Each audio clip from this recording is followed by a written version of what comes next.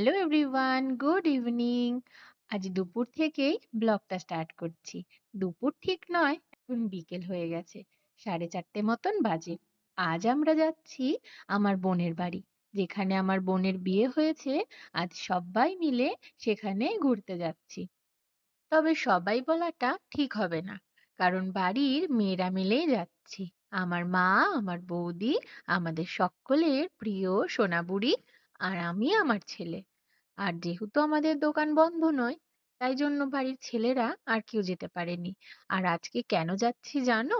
আমার বোনের যেখানে বিয়ে হয়েছে, সেখানে এই সময়টাতে খুব সুন্দর একটা মেলা হয়। তো প্রত্যেক দিনই আমার বোন আসতে বলে, সেভাবে আর যাওয়া হয় না। তবে আজ সময় বের করে সবাই মিলে যাচ্ছি মেলাটা ঘুরতে।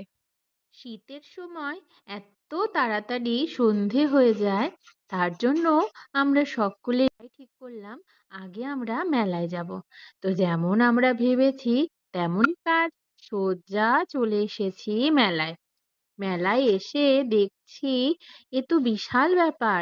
আমাদের ধুবুলিয়াতেও অনেক মেলা হয়, তবে এখানকার মেলাটা অনেকটা বড়। মেলা মানেই বিভিন্ন ধরনের খাবার দোকান। তবে আমরাও সজ্জা চলে এসেছি একটা মোমোর দোকান। তবে এখানে শুধু মোমো নয়, তার সাথে সাথে পাও ভাজিও বিক্রি হচ্ছিল। আমরা এখান থেকে 2 প্লেট মোমো আর 2 প্লেট পাও ভাজি অর্ডার করলাম। আর ওই দেখো দূরে জিলেপির দোকান। আর এটা কি জানো, এখানে লটারি ধামাকা চলছিল। তবে বেশ এন্টারটেনমেন্ট ছিল, এখানে ডান্স করছিল, তার সাথে লটারি খেলা হচ্ছিল। আর এখানে ছেলেমেয়েরা রেডি হয়ে আছে কিছু সাংস্কৃতিক অনুষ্ঠান হবে বলে। আর এই মেলাটার নাম হলো দেবগ্রাম সম্প্রীতি উৎসব। খাওয়া দাওয়া তো হলো, কিছু প্রোগ্রামও দেখে নিলাম। এবার তো কিছু কেনাকাটি করতে হবে। মেলায় আসবো আর কিছু না কিনে চলে যাব, তা কেমন লাগে? তাই জন্য এই দোকানগুলো আমরা সকলে ঘুরে দেখছিলাম।